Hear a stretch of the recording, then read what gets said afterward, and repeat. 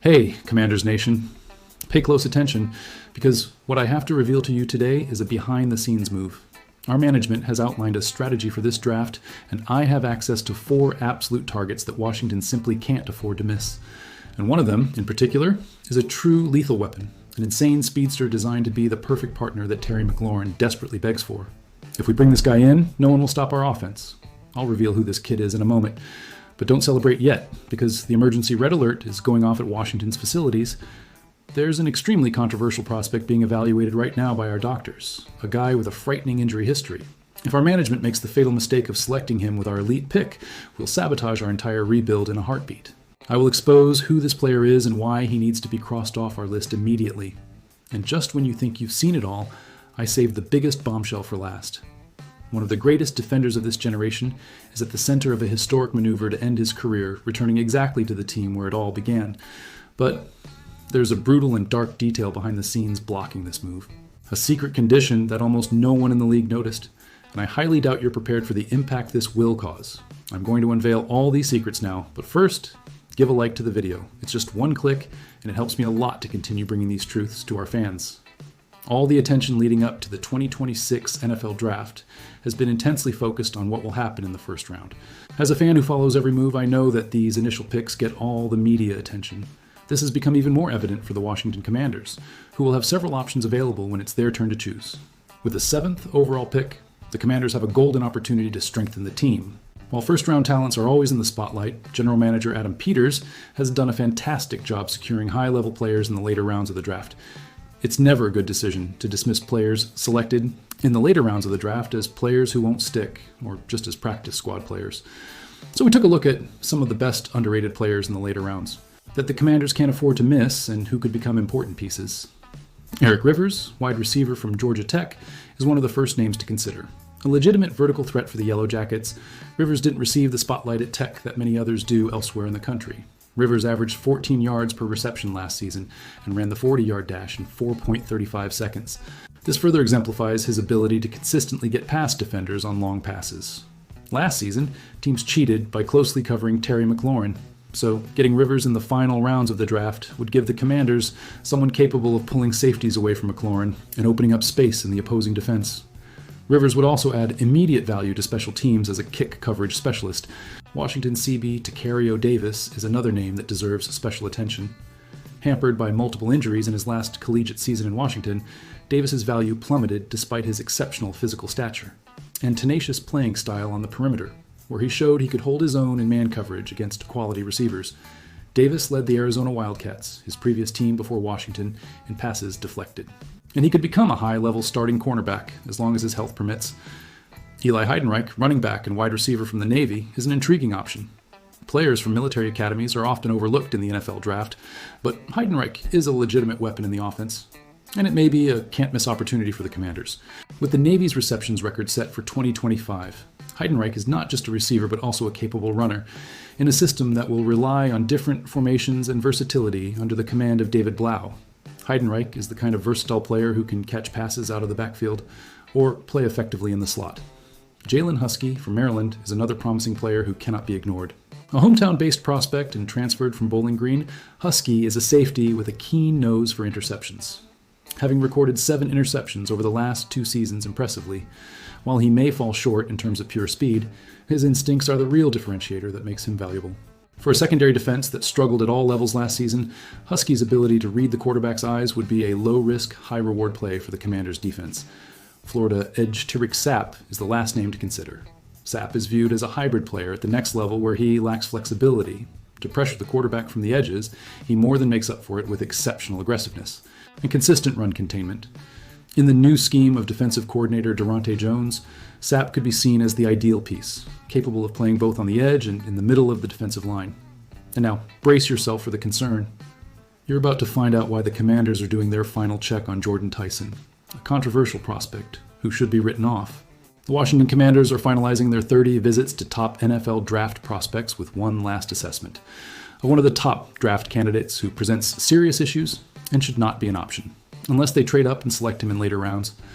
The Washington Commanders are gearing up for a crucial 2026 NFL Draft and need to maximize their 6 picks to strengthen the roster smartly. They cannot afford to miss on prospect selections as they have in the past, so they have been dedicated to research in recent months. After meeting with players at the NFL Scouting Combine and Pro Days, they invited some select individuals for a visit to their facilities, in the top 30 format that is standard in the industry.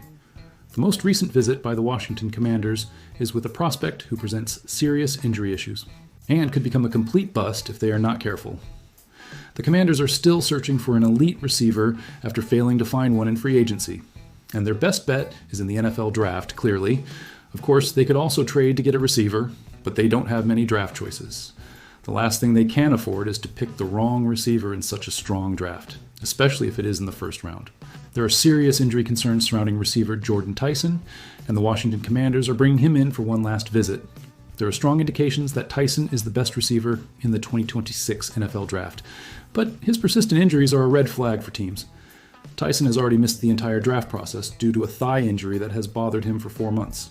He did not participate in the Scouting Combine or Arizona State's Pro Day, but he will do a position-specific workout this Friday, open to various teams. This may be the last impression he will make on the Washington Commanders before the team needs to decide whether to select him in the draft. After tearing his anterior cruciate ligament, medial collateral ligament, and posterior cruciate ligament in 2022, he returned in 2024 and proved to be as explosive as ever. Then, he fractured his collarbone in 2024 and dealt with a persistent thigh issue in 2025. Thigh injuries can be complicated, as we see now with Tyson losing so much time, and his injuries need to be taken into account before selecting him in the draft. Choosing Tyson at the 7th overall pick shouldn't be an option at this point, but trading the pick for a good amount of selections and drafting him with extra picks could help to minimize the risk of missing on the draft if his injury history continues. Wide receiver Carnell Tate is the undisputed WR1 for most teams at the moment, and Tyson could even fall to the end of the first round if teams continue to overlook him. And now, to wrap up with a legend. You will understand why Von Miller should return to the Denver Broncos to end his legendary career. Von Miller will be playing at 37 years old this season, but the legendary pass rusher is aging like fine wine. As one of the greatest drafts of his generation, Miller has earned the right to retire from the sport on his own terms. Therefore, the Denver Broncos should try to bring him back home for what may be the last year of his professional career. He has already lobbied to return to the team that drafted him, and while they may not need him, even the best defenses can be improved. The Denver Broncos should strategically sign Von Miller. It seemed Miller wouldn't play, or at least wouldn't dominate for much longer after the Broncos traded him to the Los Angeles Rams in 2021. Instead, he played a key role in the Rams' Super Bowl victory, and played 7 more solid seasons after leaving Mile High. In his last season with the Washington Commanders, the former Super Bowl MVP revived his best moments with 9 sacks. His best performance since 2021 and 6 tackles for loss, despite starting in only 3 games. Last season, the Broncos had one of the most relentless defenses in the league. Still, having Miller rotate with Nick Bonito or come in on specific formations would be an ideal scenario for Sean Payton's team in a considerable way.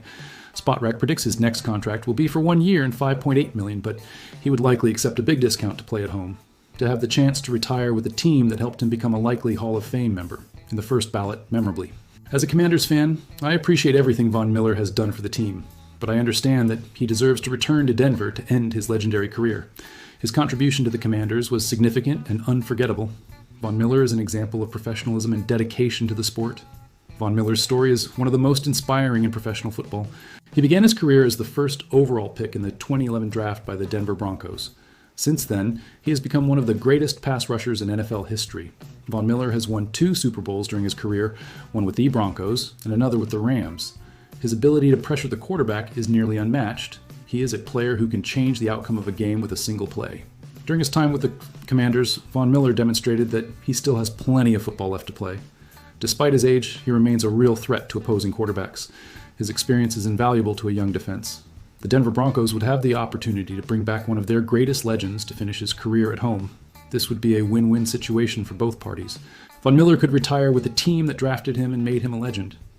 As a Commanders fan, I sincerely hope that Von Miller is able to return to Denver and finish his legendary career in the way he desires. He deserves that respect and opportunity. His contribution to American football is immense and unforgettable.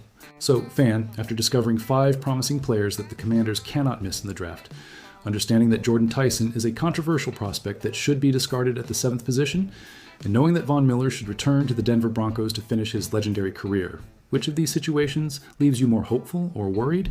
Do you believe that the Commanders should really invest in late-round players like Eric Rivers and Jalen Husky? Or would it be smarter to focus on first-round talents? And more importantly, do you trust that Adam Peters will make the right choices in the draft to maximize the opportunity window with Jaden Daniels? Or are we just postponing the inevitable and need more drastic changes in the organization? Leave your opinion in the comments. I want to know what you think about the future of the Washington Commanders.